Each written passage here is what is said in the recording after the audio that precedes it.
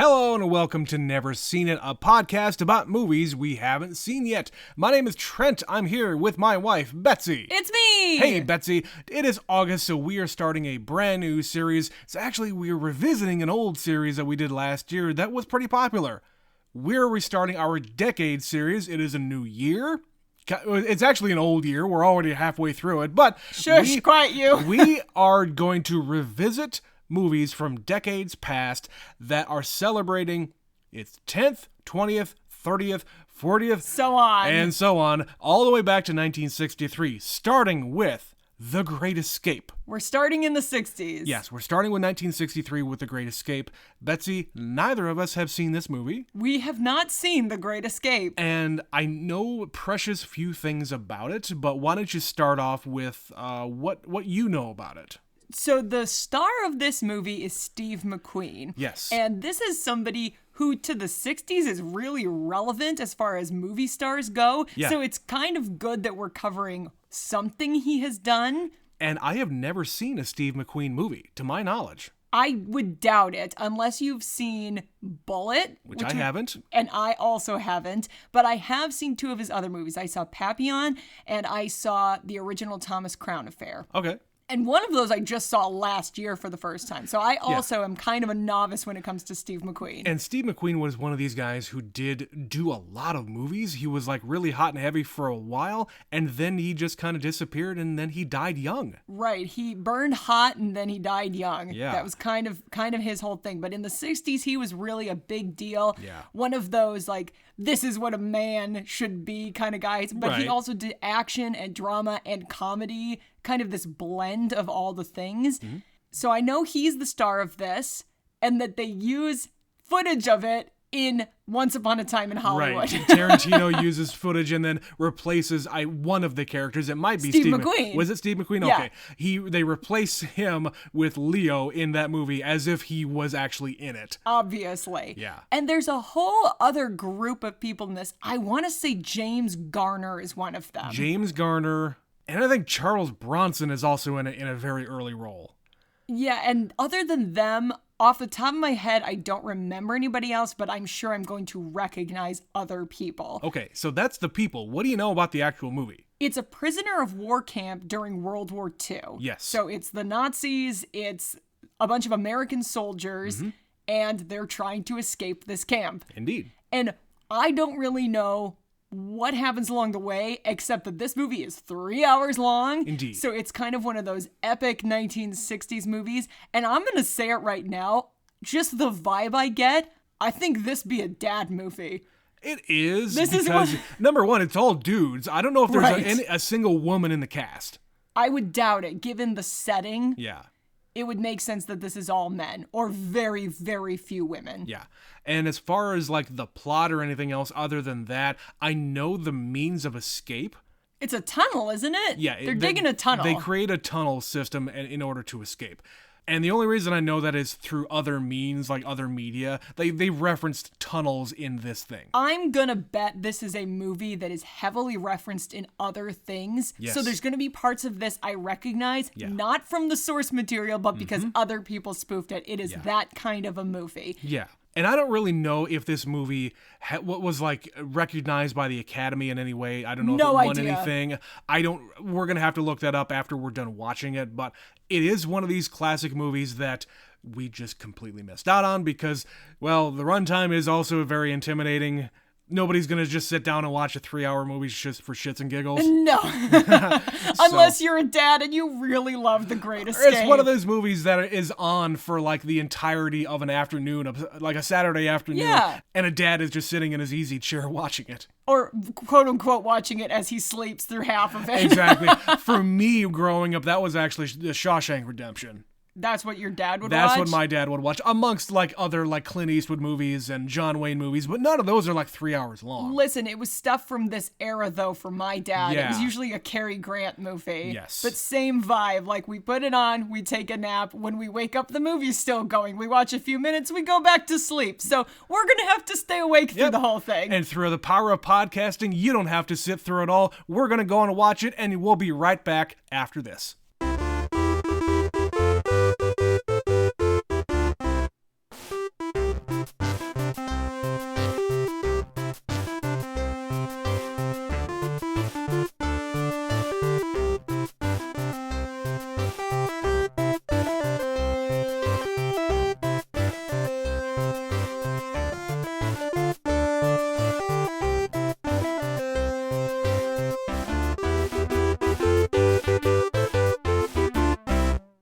back. Betsy, did you make the greatest of escapes? I don't think I'm skilled enough to escape. You can't dig? No, I'm too claustrophobic. Me too. That whole movie, when they were in the tunnels, was freaking me out a little bit. Like, that's not easy to film, and I know that Let half alone of be it, in it. yeah, half of it's gone. It's not even really there, but they filmed it in such a way that I was like, I feel tight. I feel the enclosure. Yeah, that's pretty good. I don't know that I loved this one, but for being a 60-year-old movie, for the most part, it holds up. It does, and I think the best thing it has going for it is I think its pacing. Because like we kept on saying in the intro, it is a very long movie. It's almost 3 hours. But it doesn't feel like that because it just keeps on going to the next thing. We meet a new person, this person does something, we always know what's going on in the camp. It does and it doesn't feel that long because kind of not a lot happens for a lot of the movie. Where most movies, there's one protagonist that you are supposed to follow on their journey. Right. This is a movie about a group of men. So everybody kind of has equal screen time. So we spend a few minutes over here, we spend a few minutes over there. Steve McQueen's locked up in isolation for half the movie. So he's like barely the star. It's way more British leading than I realized. Yeah, totally. So Richard Attenborough is arguably the, quote, star of the piece. Like, he's the man I suppose, yeah. leading this group, leading the plan. Roger. And of course, the only other thing I've ever seen Richard Attenborough in is Jurassic Park. Like most everybody else, You know, yes. add 30 years and a white beard. Right. That's the Richard Attenborough I know. So to see him really young and clean shaven and, you know, Sure. he's got a scar on his face for the character. Yeah. That was very different. But he's really good in this. Like, he takes charge and he's telling all the guys, we need this and we need this and we need this. Yeah, and like the character himself is like very accommodating for like other ideas, other points of view, and yeah, he needs to bring all ideas to him because there's no wrong way to escape as long as you don't get caught. Right, he says something about, we can't poo-poo like every escape attempt. Other people want to do it themselves, let them do it themselves, within reason. Yeah, Steve McQueen is basically conjuring up all of these other ideas to get himself out. He doesn't care about anybody else. Nope. He is the quintessential American. Yeah. Except for, you know, him and the Scotsman who are planning this thing. But in the end, they finally use him to do more reconnaissance after the Scotsman gets shot. Yeah, he is kind of pushed to his breaking point, his own personal breaking point of joining them when his friend snaps. Right. He's on the edge. He needs to get out. They're within days of doing it, and the tunnel gets discovered. Right. And so he just throws himself at a fence and gets himself shot. And at that point, that is the turning point of the entire movie. If you wanted to pick a point, like Betsy and I were talking about this, if you wanted to pick a point to have a real intermission, because it is a long movie, that's the perfect point. And that's actually where we did pause it to take a break. I would be willing to bet if you, like us, grew up in the 80s and 90s with the VHS tape, that this was the split. There were two tapes, and that was the marking of end of part one, intermission. Right. Change tapes. Change tapes. So there were some other people I did recognize in this. Obviously, I didn't know Richard Attenborough was in this, but I know who he is. And James Coburn was the other big one that I knew. Which I think I have only ever seen that guy in one other thing. It was a charade. So you've only seen him in one other thing young. The thing about this movie is most of these guys, if I know them, it's because I know them old. Two of these men are in the 90s version of Maverick.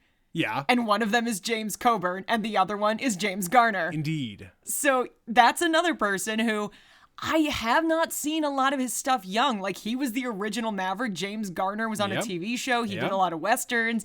And he's, you know, young and handsome and charming in this movie. Totally. And he fits his role, where he's just a scrounger getting, what do you need? Every prison has one of these. What do you need?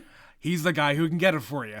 I was sitting here watching this going, well, Stephen King has clearly seen this movie. Yeah, and I could get a lot of the different parallels between this and Shawshank. The thing with the pants dropping dirt everywhere. Yeah, exactly. So there's a lot of that in this, and it's only really because we've seen the Shawshank Redemption so many times. We have, but it's also just the vibe of a prison movie. Like, It is. It's a dude thing, guys being guys, bonding and creating friendships that would otherwise never have formed except in this environment. In Shawshank, he's a loner who escapes by himself. In this one, Steve McQueen is the equivalent of that guy, but ultimately joins the rest of the group to help everybody escape. Right, and in this movie, there isn't the personal story. There isn't the friendship stuff. It is all about them escaping. There's no other business to be had. All they're talking about is escape. I appreciated that this is a brand new camp, and you can tell even before they say it, they do call it out, but I was looking at it going, I think this camp is like brand spanking new, because they've got like trees freshly felled, they've got these squeaky clean bunks. Everything looked very, very new. Yeah, nothing has been touched here. And it's this state-of-the-art prison facility that has eliminated all possible escape routes. Right. They have taken what they have learned from failed escapes elsewhere, and they fixed it with this prison. And what better way to test your unescapable prison than putting in a bunch of escape artists? All your rotten eggs in a single basket. Yep. And every single one. I just love how quickly they got to it, too. They've got a stack of files of all the prisoners. This guy has 7 escape attempts, 11, 12, 9. They've all tried to escape everywhere they're in. Well, and going back to what you just said about the rotten eggs in one basket, remember in Inglourious Bastards when Mike Myers is doing his very, very odd British accent in his little cameo when he shows up, and he says, yeah, everybody in the high command in the German army is going to be in one place. All of our rotten eggs in one basket. What do? We blow up the basket. That was another person that we can clearly assume has seen this movie, not only from Once Upon a Time in Hollywood, but because of Inglourious Bastards. Indeed. You can assume Tarantino has taken some things from this film. Indeed. But they got to it so quickly, and it's just done in this really humorous way where it's mostly officers, and they bring in like the highest ranking officer and explain the situation. And he says it is their patriotic and military duty to try to escape, and I'm not going to tell them to stop. And it's not even trying to escape, it is to fuck up your shit. Yeah. And whether or not they're actively trying to escape, they're going to make life as difficult as possible for you. Indeed, because it would be a war crime. I mean, say what you will about Nazis and war crimes. Clearly, it happens at the end of the movie. But they're not there to shoot anybody or kill anybody. If they try to escape and they see it, yeah, sure, they're going to try to shoot them. Well, and they just immediately start scoping out the joint, and they're like, okay, there's a blind spot in the fence there, let's look underneath the huts. Everybody just starts to scope out the entire grounds and saying, okay, it's about this many feet over to the tree line. Let's just test out this dirt. Let's kick the dirt a little bit just to see how much I can dig down into it. What kind of soil we got here? What are we working with? Immediately they start doing that. And Day one. Well, like fucking hour one. And they're all like climbing into the back of trucks and like bribing Russians to get their coats. Within minutes of arriving, they're trying to escape.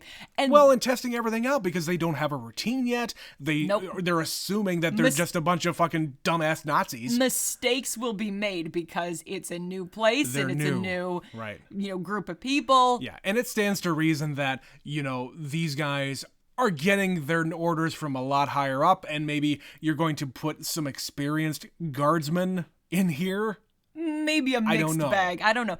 I will tell you, the man who was in charge of the camp, the colonel, he strikes me as I don't really like my assignment. I don't really like you having to be here. I don't want to be here. So let's all just get along and get through this fucking war. He's not bought in to the entire thing because when other German officers are in there like Heiling Hitler and all that other shit, he's the last one to do it. He's like, oh yeah, that. All right, fine.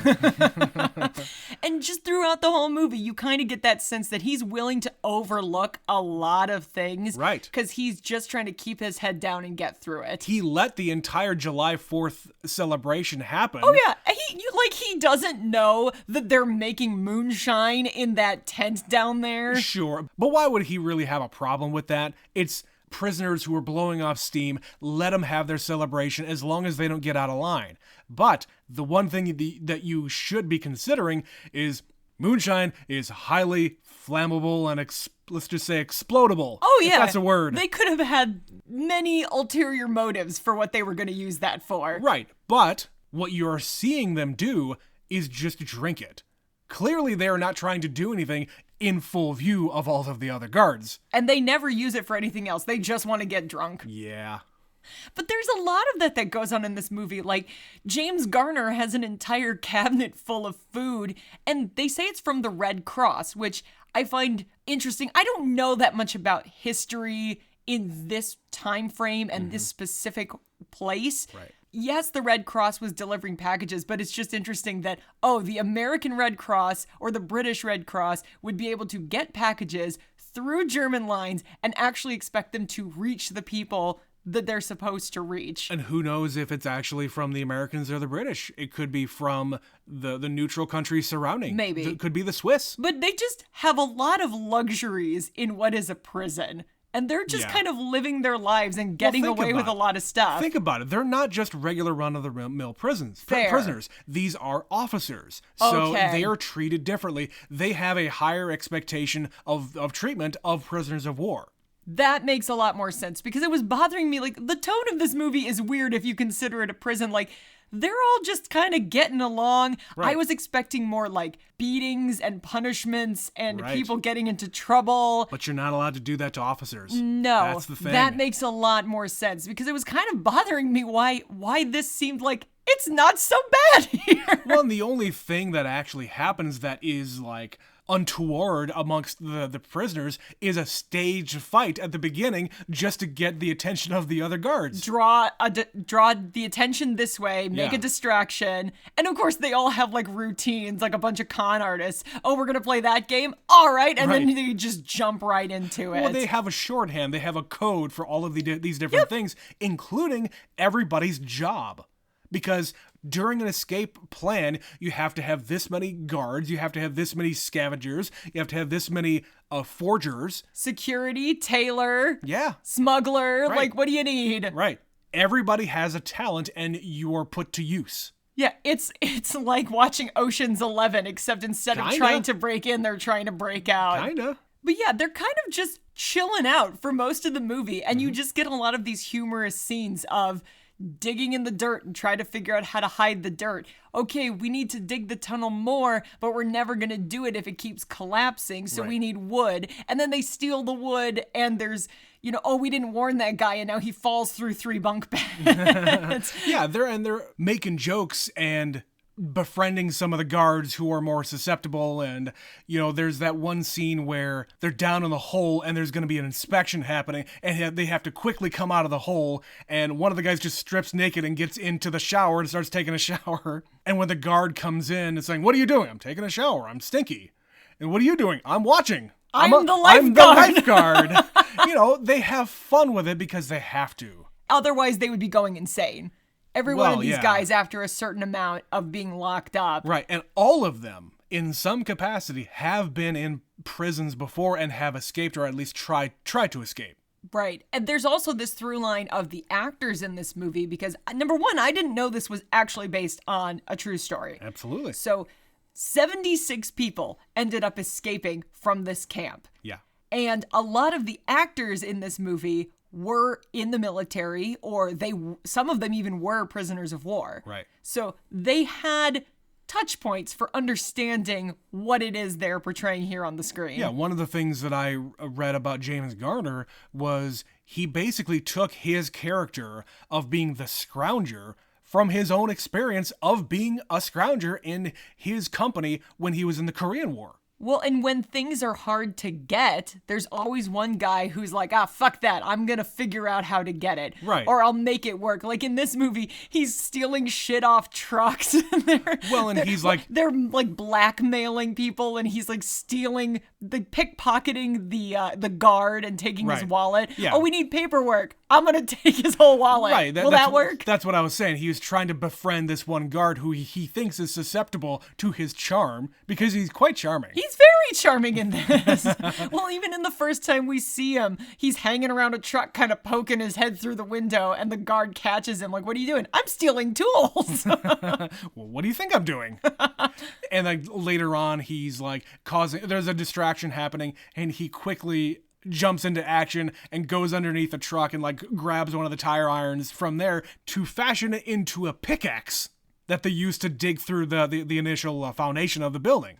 And of course, Charles Bronson being Danny, who has dug 17 tunnels. Right. And we don't find out until almost, 2/3 of the way through the movie, when one too many tunnels has collapsed on him, that he is claustrophobic. Right. And this is like the worst experience of his life, and he just keeps having to do it because that's how much he wants freedom. Right. He is dealing with the amount of discomfort, let's say, that he's having to do with by himself down there, because he's pretty much by himself the entire time. But the thing that triggers him is when there's going to be a whole bunch of people behind him and a whole bunch of people in front of him trying to get out at the same time.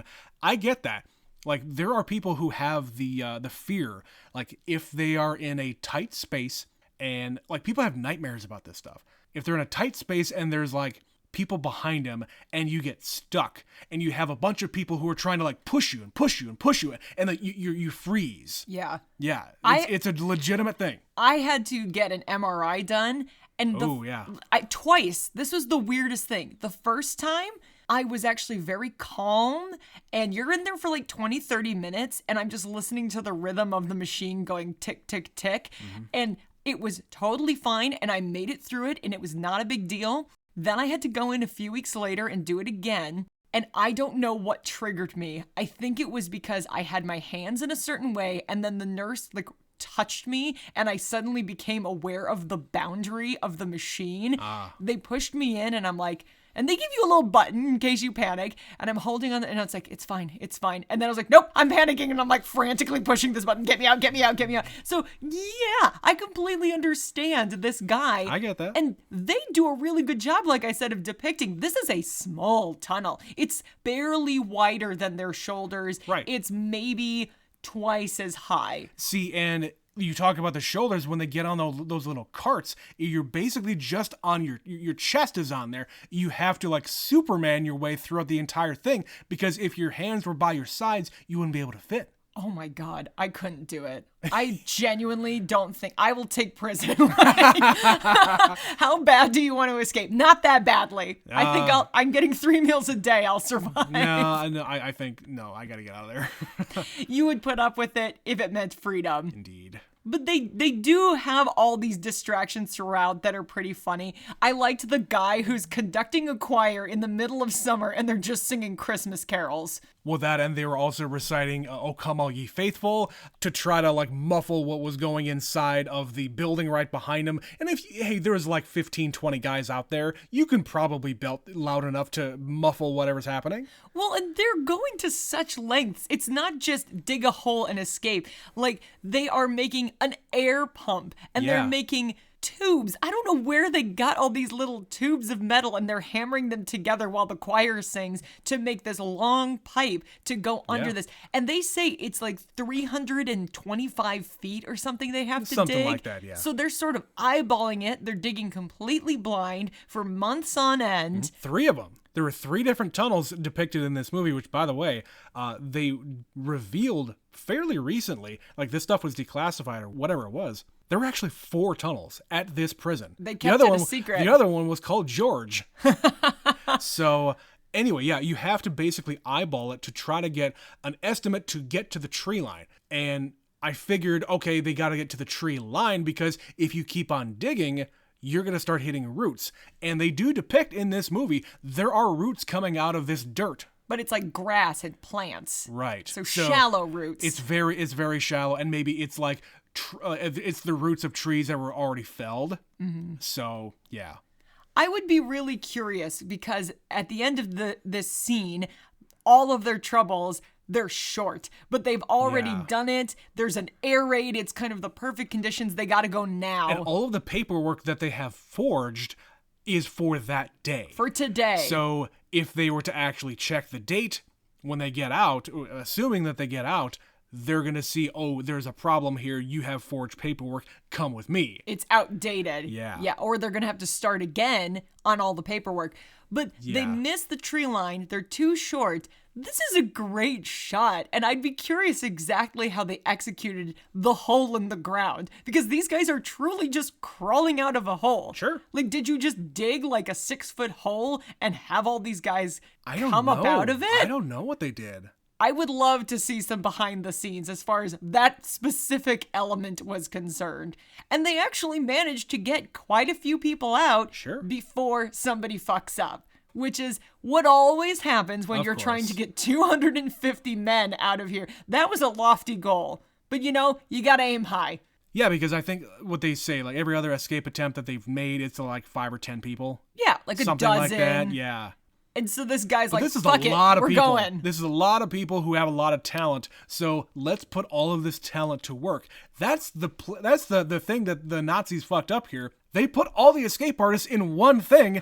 You don't think that they're going to pool their brain power and come up with something? They're sure as shit trying, and the only reason they didn't get busted sooner was y'all just, didn't find it. You Right. looked and you didn't find it because they're smarter than Well, you. and what's depicted in the movie of how they find Tom during the July 4th celebration. It's an one- accident. One of the guys just dropped his tea or coffee His- or whatever his it was, cup his of cup, coffee. and it drained into the hole. And you can hear the sound of the Yeah. water down a distance, that thing where it's like falling several feet. Yes. And yeah, they figure out those weird shaped boards. Oh, I see. Those are to move this hot stove. Indeed. And yeah, they have to change gears and go to another tunnel.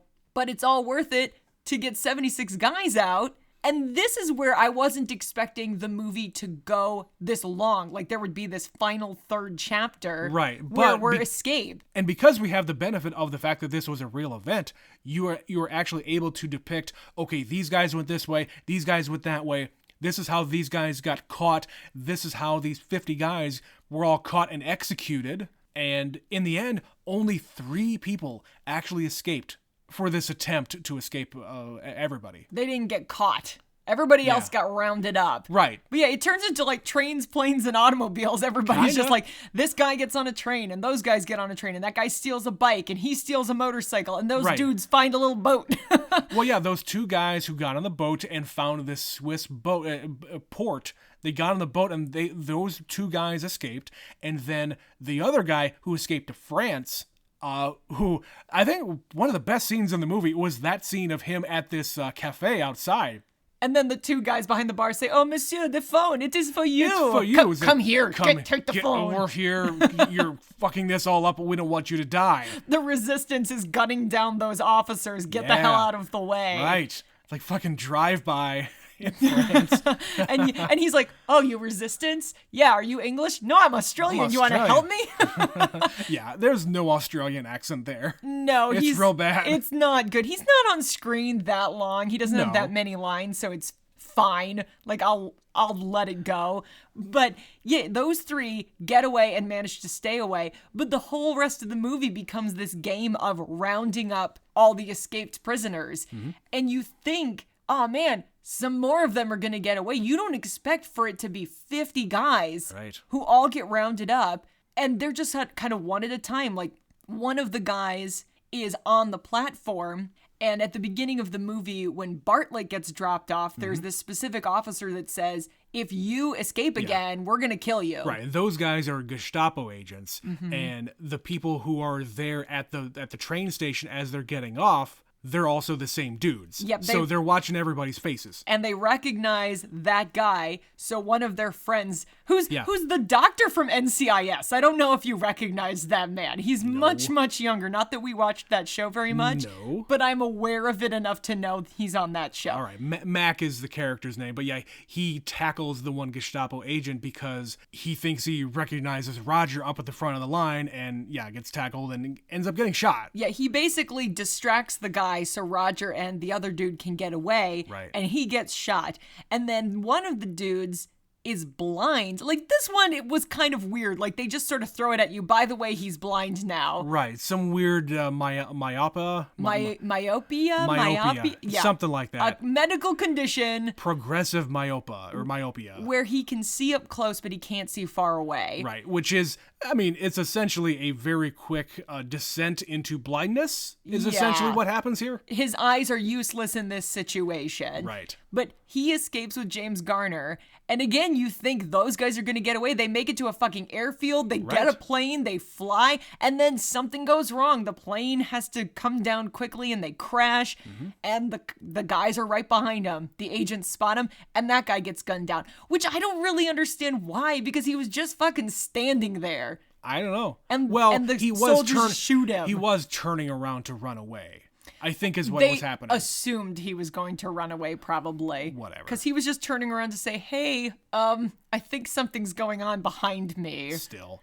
But the one question I have about that is, when they're at the airport, there were guys up in the tower watching them. So they knew they were going to try to escape in a plane. Well, they didn't see them until they heard the engine going. And from where they were to where these guys are trying to steal a plane, I don't know. There's not a lot they can do unless they're going to be able to gun them down very quickly. Or they were like putting word ahead saying, well, maybe they knew that plane was bad. Maybe they thought the engine was bad. I don't know. Let them steal it because it's a piece of junk and they're going to crash in 10 minutes. Right. So radio ahead to wherever they think, wherever they think that they're going to fly to. I don't know. It's a weird sequence. It's just, okay, there's guys everywhere. This is Germany. Yeah. There are soldiers literally in every town. Right. And then, of course, Steve McQueen ends up on a motorcycle, and he pulls an Indiana Jones and steals an officer's uniform. Right. And there's a lot of Nazis on motorcycles and giving chase that we've been covering lately. That was another one that I said, I'll bet George Lucas has seen this movie and Steven Spielberg. There's kind of that vibe. Especially if you want to just talk about Steve McQueen specifically. Sure, just the effortless cool of the man. But he's also kind of an idiot American. Right. He's playing it for humor a lot. But he's also kind of a daredevil. Like, he's not afraid to get on this motorcycle and jump it 5 feet over a fence. That's Harrison Ford. Yeah. Doing all of his stunts. So there's a lot of inspiration, I think. There's a through line to that character. Yeah, I'm with what came later. But of course, he doesn't escape because the fence into Switzerland is twice as high as the other one, and he crashes into a barbed wire fence. Right, and they end up capturing him, and he flashes his little captain symbol and says, hey, you can't shoot me, you gotta take me prisoner. Yep, ha ha ha. But one of the actual events that happen in real life, they round up all these guys, and they're on a truck. They pull over off the side of the road and say, oh, it's still quite a few hours to the camp and you can stretch your legs. They get them to walk away. Like they would be concerned about their comfort. No, they would just keep driving and get you there. That's all they give a shit about. Right. But they pull him over, and I was like, oh, this ain't good. Yeah, this is not going to end well. Because, Roger's up there saying, you know what? If I could do it all over again, I would do it in a heartbeat or something. I'm proud of us. Oh, yeah. Look at all the work we achieved. Yeah, and I wouldn't have been able to get this far without you, Roger. And you're all shot in the back. Yeah, you hear the guy fucking with his gun. It's like, that tracks. Which, by the way, this particular incident did happen, and it was brought up at the Nuremberg trials. Yeah, this was an absolute war crime because these are, like you said, officers, and we're treating the officers different, and we're taking them prisoner, and they had no warning. They just pull them to the side of the road and shoot them all. Yeah. And so they report back to all the prisoners, there are 50 who have been shot. Which my understanding is that actually did come from the high command. That's probably ordered by Hitler himself. Or someone close to him. Yeah. Yeah, that's fucked up. But you understand the mentality. That many guys escape, they're gonna do it again. Right. And when we get to the final scenes here, where all of the escapees, all the rest of the escapees are brought back, we also find out that the colonel who was in charge of this entire detention facility is being relieved of duty and gonna be escorted away, probably to be shot. Yeah. Because he allowed 76 people to escape from his inescapable prison. Or to another prison somewhere in Germany for German soldiers. I doubt it. Probably not. I don't think that that is going to be let slide. No. But you tell this group of guys, hey, all of your friends are dead. Why? Yeah. Well, they were shot trying to escape, which was not true at all. They were being shuttled. They had surrendered up or they had been captured. Right, like that British officer came in there and was asking how many of them were wounded. None of them were wounded. They're all dead. And now you've planted this seed that they're just going to be motivated that much more to escape. Right, and they already got the motivation when the Scotsman basically snapped and tried to climb the fence and got shot himself. That was enough motivation to have everybody work together that much harder. What are you going to do now that 50 guys were murdered in cold blood? And Steve McQueen comes back and he's just like, tell me what happened. Got it. And All he right. goes right back into his cell in the cooler with his little baseball, making that noise once again. And it's just starting the cycle again. And just plotting his next escape. Yeah, he'll have another attempt. I love when he actually tried it. Like he, on day one, is thrown in the cooler. He's in there for 20 days. He gets out. By this time, the whole group has planned and started digging their tunnels. Yeah, they have the grand plan of doing all of the other tunnel work, but no, Steve McQueen thought of his own thing. On like day one, he saw, okay, there's a blind spot here. At night, I'm going to be able to do this and do that and get right through. I'm going to dig. He's going to go first. He's going to push the dirt behind him, and then I'm going to take that dirt and put it over me. Well, what are you going to do to breathe? Oh, we've got like a metal pipe, and we're going to stick it through the ground to breathe. Sure. And they just kind of go, oh, okay. Okay. Yeah, That's smart. It's so stupid it might work. Why didn't we think of that? Right. It's such a simple idea versus the guys who are like, all right, we're going to dig 30 feet down and then we're going to go 300 feet to the wall. Right. And also we're going to do like 3 of them and you're going to do this and you're going to do this. And Steve McQueen comes along. He's like, I'm going to dig a hole and leave. I'm just going to get out of here. Don't worry so much. And it fails miserably. Yeah. You know, the next time we see him, he's covered in dirt and being escorted right back where he came from. Yeah, and I think that they play that for laughs because he is just this stupid American and he's just doing whatever he wants to do and he's not playing nice with everybody else. Nope. He's out for himself. And Yeah. it makes sense because there's only 3 Americans in the whole camp. Right. He is one of them, and he's the one that's more interested in, I just gotta get out of here. Which, by the way, I did also read that in real life, the Americans who were there were Americans in this camp and participated in everything, but they were not actually the ones who escaped. They helped a little bit. They helped a little bit, but the day before of the actual escape, they were moved to another division of the prison. Mm-hmm. So they weren't able to participate in that whole thing. Right. So speaking of other movies that we have watched featuring prisoners of war, Okay. we also had one character crossover to the last time we did this series. We did our decade series last year, starting with 1962, and we did the Manchurian Candidate. And the guy who is the Manchurian Candidate was a prisoner of war and brainwashed and triggered to be an assassin. That actor is in this movie. Yep. So I just find it funny we did that, not realizing there was any connection whatsoever. But literally the first scene, they're loading guys off the truck, and I was like, oh, motherfucker, that's that guy. I can't remember his name off the top of my head. And Yes. I literally, apart from these 2 things, have never seen that man before. Sure. But it is funny to me that of all the movies we have picked, we could have picked for 1962 and 63, same guy. Go figure. We'll see if it happens next year, 1964. Maybe. Don't look at his filmography. Nope. It'll be more fun that way. Not gonna do it. But as long as we're talking about other things, I needed to bring this up, Betsy. And I showed this to you before we started recording. Oh, yeah. The only reference that I've actually had to this movie was a little clip from The Simpsons. Of course it's The Simpsons. Of course it's The Simpsons, because they've parodied every major movie of all time.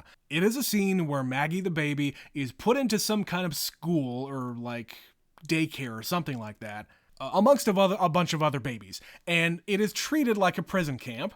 And Maggie, being the Steve McQueen stand-in here, she is leading the other babies to try to retrieve their pacifiers because, of course, Maggie and her pacifier is a famous And they've thing. been taken away. Exactly. So they're all taken away. You don't need to have those. So Maggie does her best, like, Mission Impossible impersonation as well, where she is lowered down on a chain and is able to retrieve the other pacifiers for the babies. But before that, she's put into what they call a box, which is the equivalent of the cooler, and she's doing the thing with the little ball like Steve McQueen does in the movie. And they're literally playing the soundtrack. And the same song that is played over and over in this movie is being played in that clip. It's a very jaunty little march. Like, Yeah. it made me, there was a little phrase where I kept thinking, this land was made for you and me. Kinda. That's what it sounded like. It's kind of like that. But it is, like you said, it is very jaunty, which doesn't really fit with, a fucking prison camp movie in World War II. Which is why I'm saying the tone is very interesting in this. It's very it is. comedic in a way I wasn't expecting it to be. Right. It's all like these guys are at summer camp and they're just trying to... That's it. They're just kind of trying to figure out, okay, the main objective of this summer camp is escape. All of these guys, they can't do anything to you because you're an officer. So guess what? Do what you can to try to do it as secretly as possible and just have as much fun as you can while doing it. What are you doing this summer? Oh, me and my husband have tickets for escape camp. Right. We just have to dig a tunnel and try to get out of this prison. I'm surprised it hasn't already been done. I mean, we haven't looked into it. It might exist. Oh, Jesus. Maybe we should copyright this idea. It sounds like really a terrible idea, but Remind me to edit this out of the podcast. I'm not going to do that. But what I will do is ask you, Betsy, do you have anything else to talk about? Because I think I'm at the end of my rope here. Not really. I liked the score. I liked the humor. The cast was good. Mm-hmm. I get why dads would put it on and just watch part of it. I enjoy the fact that this was not a, dire movie where you have to be worried about the characters or they're all depressed. There was one guy who they didn't dwell on. It was the Scotsman who ended up going a little crazy and tried to escape. And that's reminiscent of what happens in Shawshank as well, where the old man Brooks ends up killing himself after he gets out. He doesn't know how to deal. Not being able to deal with being out in the world. It's a similar thing. This guy cannot bear to be in prison any longer. Mm-hmm. He just cannot. He knows what's going to happen if he tries to escape, and he does it anyway.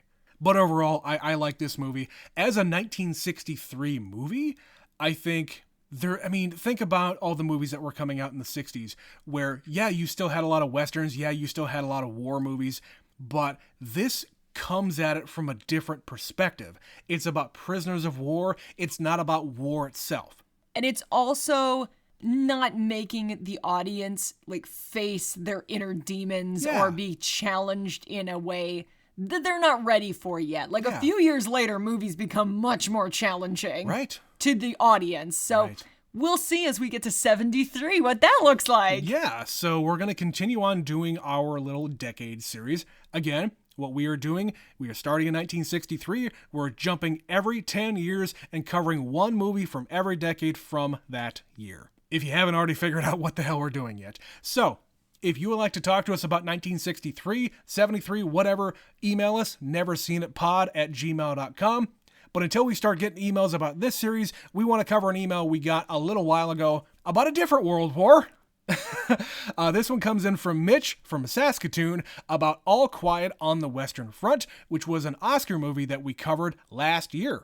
Mitch says, never seen it, hello again. With all of the talk of Germans in your recent podcast, I figured I'd better comment on a movie I saw recently, All Quiet on the Western Front. Sorry, this one has more Germans, Mitch. It's a lot more Germans.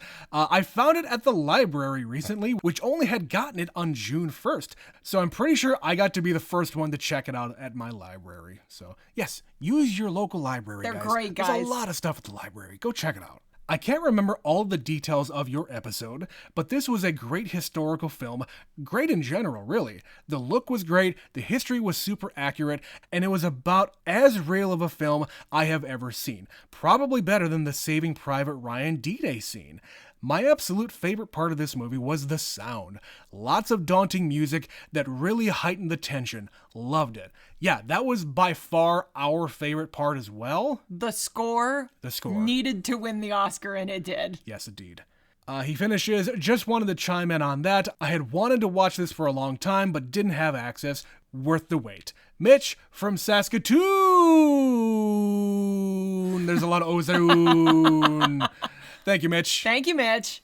If you would like to be like Mitch and do silly things with your name, Add so many vowels. yes, email us neverseenitpod@gmail.com. We're going to continue on with this series later on, so if you would like to help us along the way, support us by clicking the first link in every episode description where it says support. Go to the Spotify page. Throw us $1 on there if you aren't already. And speaking of Spotify, if you have the app handy, just go over to there while you're listening to this, wherever you're listening to this, and subscribe to us over there. Play a couple of episodes. We're just trying to goose our numbers over there, at least for the time being. I know some of you are doing it. We thank you for that, but keep on doing it because it just needs to keep on happening. And while you're futzing around with all that stuff, make sure to rate us on all these platforms. 5 stars, not 4 stars, not 1 star like one of those freaking jerks out there. Do they allow 6? No. Give you us can six, try. 6 stars. You can try to give us 6 stars. We'll be the only podcast with 6. We'll be at the top. We'll be at the top. Nobody ever thought of this before. But if you can't afford 6 stars, just give us 5. That's fine. Of course, we're all on the social media apps, the Twitter, the Facebook, the Instagram, all that stuff. We haven't made the jump over to the other stuff yet because we don't know if anybody's actually using those yet. So email us your thoughts and tell us if you're on Threads. I would rather you just email us. Everybody's got email. You do. Yeah. Don't lie to me. Yeah, it's free. Like all those other things, it's free. Or as they say, slide into our DMs. Ew. I don't want that.